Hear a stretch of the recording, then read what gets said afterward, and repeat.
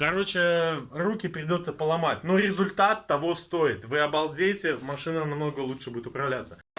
Итак, друзья, всем привет. Этот выпуск будет очень короткий, но от этого не менее важный и очень значимый для меня.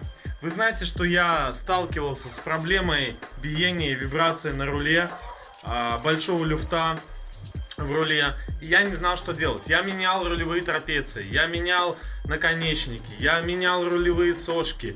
И это ничего не помогало. Я раскатывал диски, я менял тормозные диски, думал, они бьют. В общем, ничего это не помогало. Значит, и в один прекрасный момент, уже отчаявшись, купив, как вы видели, очередную трапецию, я не увидел нужного мне результата. То есть не было никакого результата, до сих пор било в руль. И один из подписчиков моих, большое ему спасибо, Сергей Ушенко, ты меня смотришь, ты мне один раз помог, когда у меня рычаг подломался, и сейчас ты мне тоже очень сильно помог. Значит, есть у нас в автомобилях, извините, темно, но я думаю, что вы поймете. У нас рулевой редуктор. Он за счет гидроусилителя крутит руль. Значит, и в наших Мерседесах 202-х производитель предусмотрел, он знал, понимал, что может разбиваться, значит, рулевой редуктор и быть люфт. И он предусмотрел регулировочный болт. Ну, конечно, предусмотрел он его в самом ублюдском месте. Если видите, он такой намытый ВДшкой. Значит, этот болт, там есть внутренний шестигранник. По-моему, на 6, если я не ошибаюсь. Болт этот на 19. Значит, если у вас также есть проблема с биением в руль, и вы уже не знаете, что делать, вам нужно отрегулировать и подтянуть вот этот болт. Каким образом это происходит? Значит, прежде всего вам нужно освободить место. Если вы будете это делать без съема впускного коллектора, я вам, конечно, не завидую, потому что подобраться к нему крайне сложно. Я не снимал впускной коллектор. Что я сделал? Снял бачок омывателя, снял вот эту распорку. У меня алюминиевый впуск, у вас может быть пластмассовый, но не суть. Снял вот эту распорку, где дроссель стоит, отсоединил дроссель, вот он, и отсоединил трубку кондея, потому что подобраться было очень сложно. Все равно у меня кондей сейчас пока что не заправлен, не работает. Вы, может быть, вам не понадобится отсоединять кондей. Значит, и получил доступ к этому болту. Значит, ваша задача, очень сложно тут подобраться. Ваша задача, вот этот болт, который вы видите? Вот этот болт. Значит, отключаем аккумулятор, чтобы не замкнуть нечаянно стартер. Значит, этот болт сначала срываем его, пытаемся ключом на 19. Пытайтесь головками, ключами, накидными. В общем, я для этого разворотил весь гараж. У меня целых 3 набора. И еще тут, в общем, я целый гараж разворотил. Все ключи пробовал из-под ямы и так и сяк. В общем, только сверху у меня получилось. Значит, берете, срываете этот болт. Он будет крутиться вместе с внутренним шестигранником. Далее ваша задача разъединить, они обычно закисшие, разъединить этот болт вместе с шестигранником. То есть вы упираете ключ на 19 в кузов и пытаетесь шестигранником, значит, открутить внутренние, так сказать, болт вот этот. Значит, как я делал? Я упер шестигранник, открутил сначала вот этот контрогающийся гайку на 19, упер ключом в кузов, вот сюда вот в кузов упер ключом, и на полоборота выкрутил, значит, внутренний вот этот штифт. Попробовал, руль стал намного туже и убрался люфт полностью. Я проехался, проверил. Сначала не поверил своим глазам, машина начала лучше управляться, но небольшие вибрации еще присутствовали. Дальше я опять заехал в гараж и опять немножко выкрутил внутренний шестигранник. И самое главное, не забудьте опять потом зажать это все. Неважно, он будет крутиться потом с этим внутренним шестигранником, неважно. То есть самое главное, что вы разъединили именно саму гайку с этим внутренним шестигранником. Все, затянули хорошо. После этого проверили, завели машину. Значит, я завел машину и обалдел. Раньше у меня был люфт достаточно большой.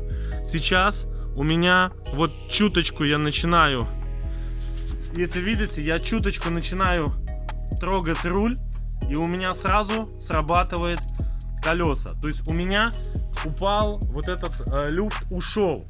Опять же хочу сказать, чтобы вы не переусердствовали, потому что руль может закусить. Если вы пережмете, руль может закусить и может случиться, не дай бог, авария.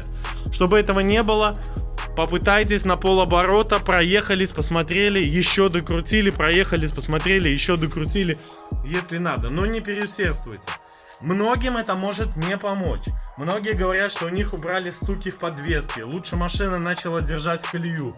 У кого-то не помогает, кому-то придется заменить этот рулевой редуктор, благо он стоит там $30.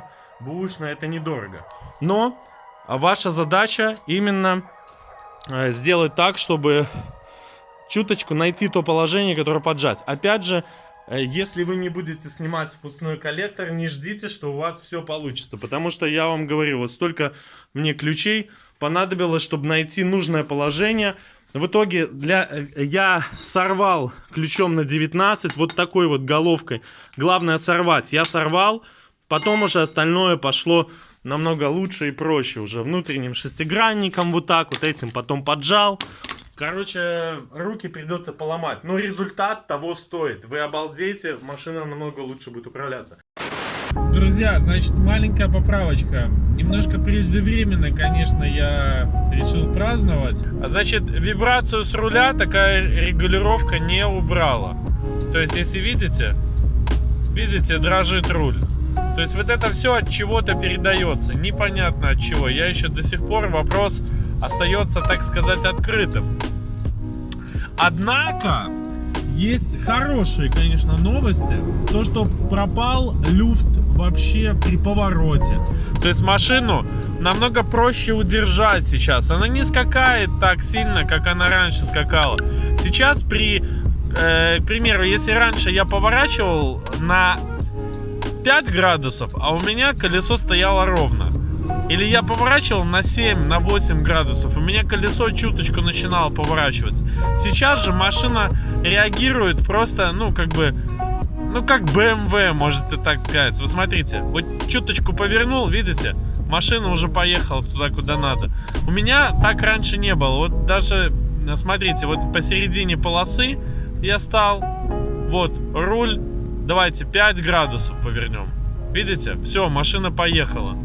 Давайте руль 10 градусов повернем. Все, машина поехала. Раньше такого не было. Раньше я мог 10 градусов повернуть, а машина никуда бы не ехала. То есть это говорит о том, что, наверное, поджалось там этот рулевой редуктор. В общем, что-то хорошее все-таки произошло. Но вибрация на руле не убралась. Руль, кстати, немножко стал туже крутиться. То есть он наполнился такой какой-то именно тяжестью. Но это абсолютно при нормальном работающем гидроусилителе. Вот для меня это никаких проблем. Наоборот, то есть машина более четко начала рулиться. И мне это, честно говоря, понравилось. Так что, ребята, пользуйтесь. Вот видите, запросто, то есть без проблем, без никаких. Вот. То есть руль крутится довольно-таки классно. То есть машина, вот смотрите, вот еду я посередине. Вот чуточку.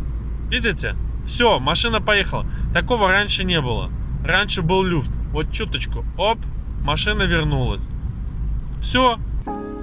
Я даже не знал, что это можно регулировать, если честно. Я не знал, что можно рулевой редуктор регулировать. При том, что в 124-х, в старых модификациях, такого регулировочного болта нету. То есть там регулировка не предусмотрена. А тут предусмотрена, видите? Значит, инженеры все-таки понимали эту ситуацию, то, что может зубья, которые находятся в этом редукторе, они могут изнашиваться, и зазор этот можно регулировать, понимаете? Вот так вот. Это еще один плюс Мерседесу. Но машину кидает и со стороны в сторону еще, потому что сделали плохо мне развал, кривая резина и диски. Ну, то есть, поэтому, в принципе, на это не обращайте внимания. Видите, в сторону едет. Я как не пытался у развальщиков это все убрать. То есть, она не едет так, как надо.